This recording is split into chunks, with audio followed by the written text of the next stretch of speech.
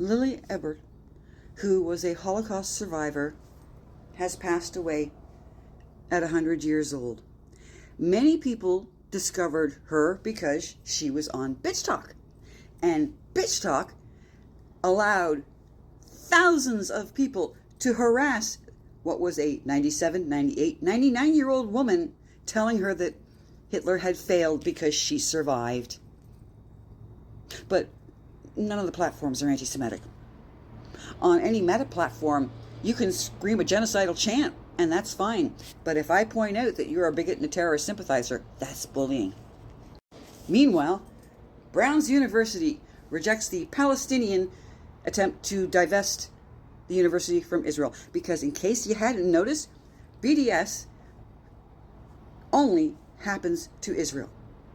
I would love for just one other country to have to go through this, but it's not, because BDS isn't actually a legitimate tool to deal with a country that's not doing anything right.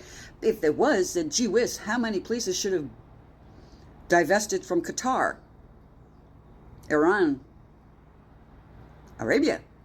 Oh, so many places that should have done this if you are doing that sort of thing, because they at least have questionable practices. I mean, you do this to Israel, and you're picking on literally the only democracy in the Middle East.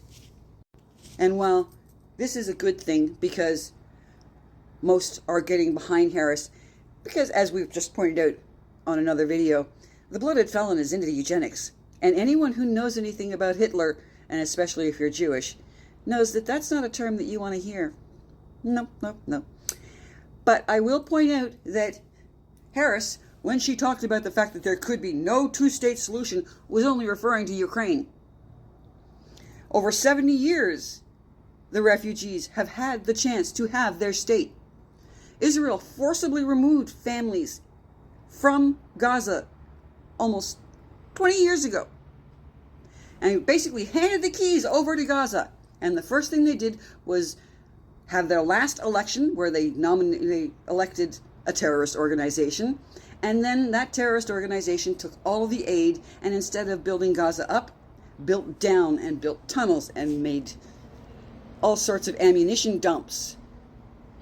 So, yeah, she's a better choice, but frankly, there is no other country that is really being fair with Israel.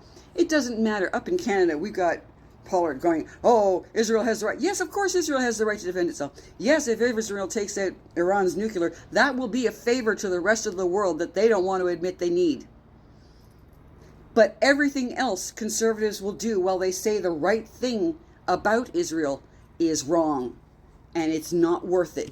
Saying they'll move the embassy is not worth the vote with what they will do to everything else.